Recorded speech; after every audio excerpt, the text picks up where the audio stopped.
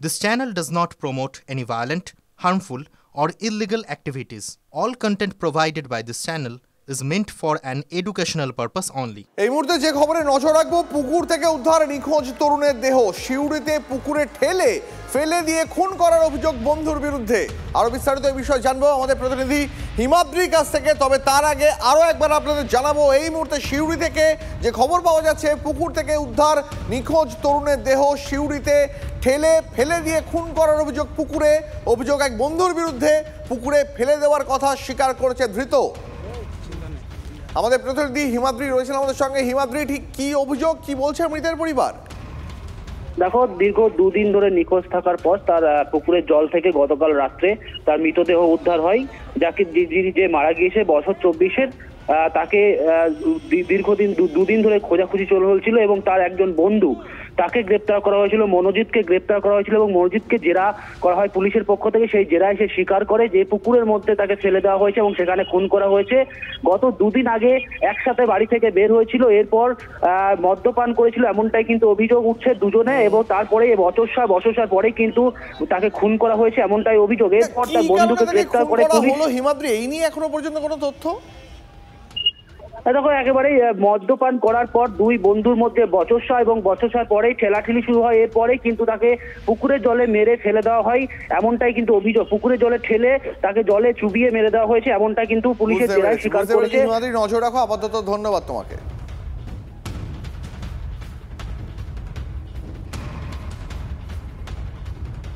সন্ধ্যে 9টার সময় মাকে ফোন করলো, মা আমি ঘরকে যাচ্ছি, তারপর সুইচ অফ হয়ে গেল মোবাইল। আর যে ছেলেটি মেরেছে সেই ছেলেটির বাড়ি থেকে মোবাইল এবং গাড়ি চাবি আমাকে দিল, আমি ওর বাড়িতেই পেলাম। ওর নাম হচ্ছে মনোজিৎ হাজরা। সে কি আপনার ছেলেরই বন্ধু? না, বন্ধু নয়, জানি না কি ব্যাপারে কি হয়েছে, আমি এটাই জানি না। কি মনে করছেন আপনারা? তো ওই ছেলেটি আমার ছেলেটাকে মেরে দিয়েছে। এবার দেখাবো আপনাদের কলকাতার খিদিরপুরে ডকে নোঙর ফেলল যুদ্ধজাহাজ আইএনএস খাঞ্জার এবং কোরা। বঙ্গোপসাগরে পাহারাদারের ভূমিকায় এই দুই যুদ্ধজাহাজ থাকে। সাধারণ মানুষ দুদিন ক্ষেপণাস্ত্রবাহী এই যুদ্ধজাহাজ দুটি দেখতে পারবেন। গার্ডেন রিচ শিপ বিল্ডার্সে এই দুটি যুদ্ধজাহাজ তৈরি হয়। যুদ্ধজাহাজ থেকে 1 মিনিটে 6000 রাউন্ড ফায়ার করা যায় শত্রুদের ধ্বংস করতে। এতে রয়েছে অ্যান্টি এয়ারক্রাফট রেডার সিস্টেমও। নৌবাহিনী এখন নিজেদেরকে আত্মনির্ভর করে চলেছে। নৌবাহিনী একের পর এক যুদ্ধাস্ত্র হাতে পাচ্ছে।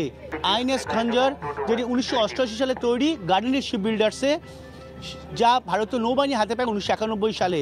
একের পর এক মিশনে অংশ নিয়েছে এই আইএনএস খাঞ্জার। 4টে ব্লক রয়েছে এবং 4টে ব্লক থেকে 4টে মিসাইল এখন পর্যন্ত লং রেঞ্জে বেরোয়। মূলত সারফেস টু সারফেস এই মিসাইল ব্যবহার করা হয়। একই সঙ্গে রয়েছে দূরপাল্লার গান। বিধ্বংসী এই গানগুলো শত্রুপক্ষকে একেবারে নিকেশ করতে সাহায্য করে। তবে শুধুমাত্র আইএনএস খাঞ্জারই নয়, আইএনএস কোরা হচ্ছে 1998 সালে তৈরি, সেটাও গার্ডেন রিচ শিপ বিল্ডার্সে। ভারতের বঙ্গোপসাগরের উপরে এই দুটো যুদ্ধজাহাজকে রাখা হয়। সামরিক বিশেষজ্ঞরা মনে করছেন এই ধরনের যুদ্ধজাহাজ কিন্তু আরও প্রয়োজন, যারা দেশের চারপাশে জলসীমান্তে পাহারাদার হিসেবে যেমন কাজ করবে, তেমনই যারা শত্রু তাদেরকেও নিকেশ করবে, যাতে ভারতের দিকে কেউ তাকাতে সাহস না পায়। ক্যামেরায় অভিজিৎ দাসের সঙ্গে Shanta Bhattacharya, TV9 Bangla, Khidirpur dock, Kolkata. These ships are indigenously built, and you will be happy to know that they have been constructed in Kolkata by GRSE. Presence of these ships in Kolkata also symbolizes the kind of strides that Indian Navy has taken for Atmanirbharta. I would welcome people from Kolkata and West Bengal to come and visit these ships. These ships will be open for visitors from 28th to 30th November.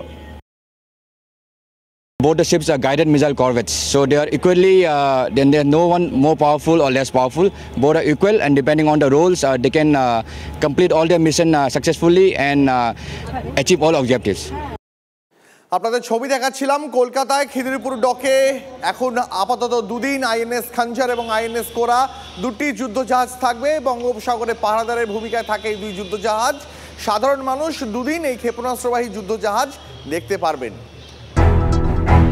আবারও এসে গেল TV9 Bangla ঘরের bioscope award. সেরা বাছাইয়ে শামিল আপনিও।